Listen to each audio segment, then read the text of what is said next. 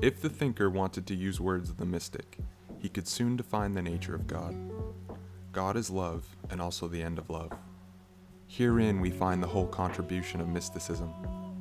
The mystic will never grow tired of speaking of this twofold love. His descriptions have no end, because what he wants to describe is indescribable. But he is definite on one point. That divine love is not something belonging to God. It is God himself. The thinker who holds God to be a person, and yet wishes to avoid anything like a gross assimilation with man, will do well to fasten on this point. He will think, for example, of the enthusiasm that can set a soul on fire, that can burn whatever is within, and henceforth only fill it wholly with itself. The person and the emotion are then one, and yet the person had never been his own self so much, and he is more simple, more unified, more himself. Is there anything of more perfect structure, more elaborate than a symphony of Beethoven? And yet all through the labor of arranging, rearranging, and selecting that took place on the intellectual plane, the composer was striving towards a point beyond his intellectual plane, where he could feel a sense of acceptance or rejection, a sense of direction and inspiration. An invisible emotion was living in that place. No doubt the intellect was trying to express it in music, but the emotion itself was more than mere intellect, and more than music. In contrast to a lower emotion which is below the intellect, that higher emotion was under the control of the will.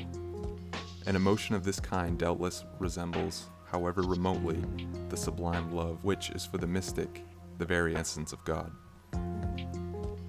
All mystics are unanimous in declaring that God has need of us, even as we have need of God. Why should God need us, unless it were to give us his love? This is the conclusion to which the philosopher who accepts the mystical experience must come. The whole creation will then appear to him as a vast work of God for the creation of creators, for the possession of beings, co-workers with him and worthy of his love. Henry Bergson, 1859 to 1941. A song of love is heard as the background to all great prayers. Chaitanya, the great Indian mystic, AD 1500, pours out his heart in these words. I pray not for wealth, I pray not for honors, I pray not for pleasures, or even the joys of poetry. I only pray that during all my life I may have love, that I may have pure love to love thee. And Kabir, 1440 to 1518, the Indian saint and poet, tells us, listen to me, friend, he understands who loves.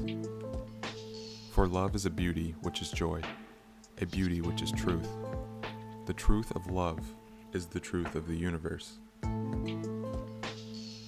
It is the lamp of the soul that reveals the secrets of darkness. And this love must be found in this life.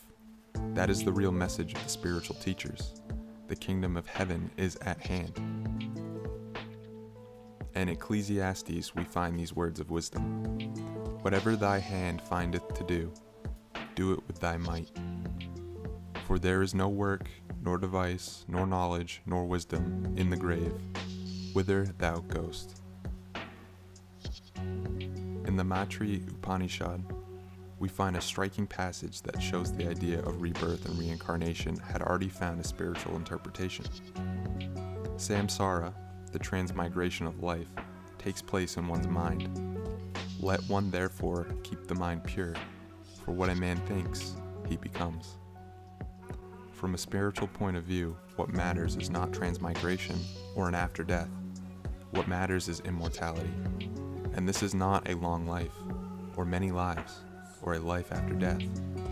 Immortality is Atman, the spirit of eternity within our mortal body and our mortal consciousness. Only in God there is immortality, beyond the birth and rebirth of life. That is why the spiritual masters always give us a sense of practical wisdom.